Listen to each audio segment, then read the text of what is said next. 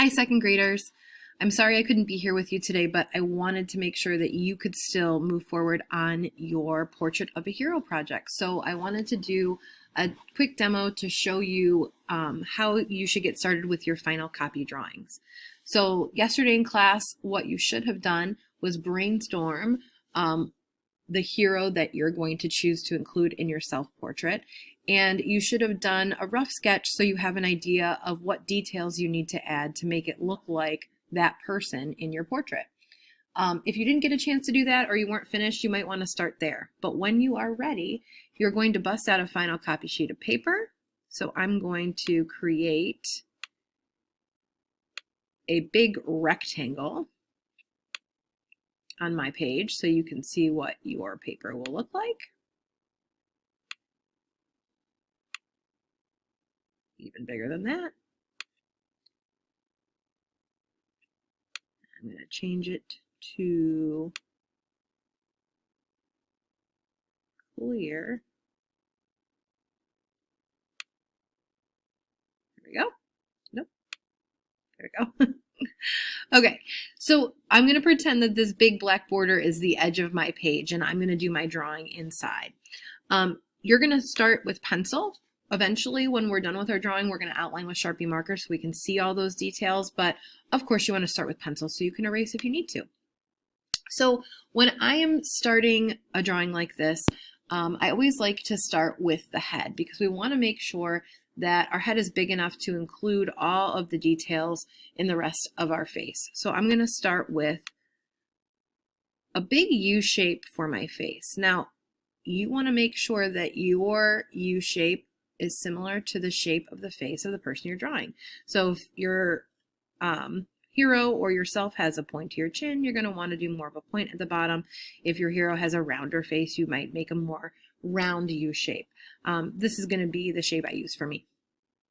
Then, so that I'm not floating in outer space, I'm going to go ahead and add in 2 lines underneath to make my neck. And because we're filling up our whole page, I'm going to make my body go off the page. So I'm going to attach my neck to the rest of my body by drawing another big U shape underneath. Now, eventually we might go back and add more details to make this look a little bit more like us, but that'll give you an idea of where your line should be. The next thing I'm going to do is start filling in my face details. So this is me. This is the self-portrait part of my hero portrait. So I'm going to start with my hair. And remember, when you're drawing hair, we're not drawing each individual hairline. We're actually drawing the shape of our entire head of hair. So my hair kind of comes down to my chin and goes straight across. And then straight across on the other side. And then I could add in a couple of lines if I wanted to show the texture. These are my bangs, so I'm going to show the texture of them and maybe the texture of the bottom part of my hair as well. Then I'm going to add in my face details. It's important to try to make sure that you're using details that look like you. So I know that I have big eyes, so when I add my eyes, I'm creating a nice big oval shape. And inside my eyes, I'm going to add a circle for my iris. That's the colored part. And then inside that circle, I'm also going to add a little dot for my pupil. My nose is going to come in between my eyes. You can draw a nose a lot of different ways. My favorite way is to just draw the 3 bumps that make up the bottom part. So I'm going to draw one little U shape in the middle for the center of my nose, and then another little U shape on both sides to connect and make it look like 2 nostrils. If you want to, you can add a little line up above to sort of show where your nose goes up, but you don't really have to because that is not a hard outline. That is more just like a gradual slope in your nose, so you don't need to outline the whole thing. Your mouth is going to come in underneath. Think about what expression you want to be making. If you're someone who's really happy and smiley, you might want to add a smile. If not, you might want to consider another face.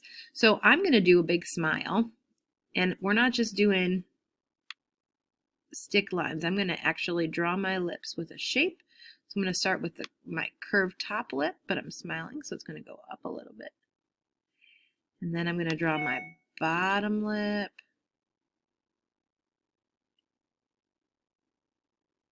And right now I could leave it and it could be a closed mouth, but I'm going to leave it open. I'm going to make my lip down here. And I'm going to draw some teeth. This will be easier to do in pencil. But now it looks like I'm smiling. Oh, and I don't want to forget my glasses. That's another thing that makes me look like me. I'm going to turn my nose line into a glasses line. Now in pencil, this is another thing that'll be easier when you're working on your own. In pencil, I could make this glasses more of a shape, but because the pen is so thick on this computer, I'm not going to do that right now, but I would probably make another smaller rectangle in here if I was drawing this in person.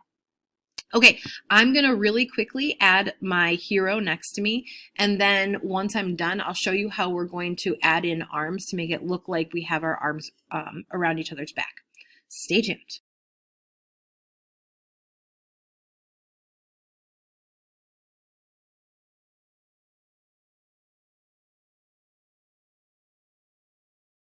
All right, so I drew my mom really quickly. I added a little pearl necklace because she always wears pearls. And now I'm going to add in my arm and her arm to make it look like our arms are going behind each other's back. So I'm going to start by drawing a rectangle that comes from my shoulder over to my mom's shoulder. So just one sort of diagonal line across, and then another one across underneath it. If you want to have short sleeves on, you could draw a little line here to show where your sleeves end. If you want long sleeves, then you don't have to do anything. Now my hand is going to go behind her back and it's going to rest on her shoulder. So I'm going to add in 4 fingers on her shoulder, so it looks like I'm wrapping my hand around. And then I want her arm to do the same thing. So I'm going to start down here. Her arm would actually be covered up by the top part of mine. So I don't have to draw 2 lines. I just need to draw 1.